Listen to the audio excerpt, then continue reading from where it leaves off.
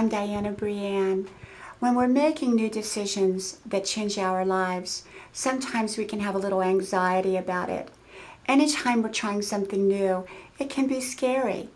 And yet, most often when we're trying something new, we believe it's going to be to our benefit. Otherwise, we wouldn't try it.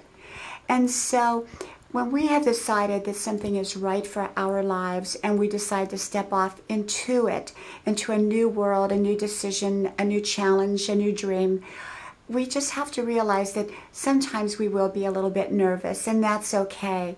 It's sort of like riding the roller coaster ride. You're nervous when you get on. It's exciting. So life is meant to be wonderful, and part of our lives is growth and change and pursuing our dreams that are truly right for our lives. So get busy. Get busy living your best life. From my house to yours. I'll talk to you soon. Bye-bye.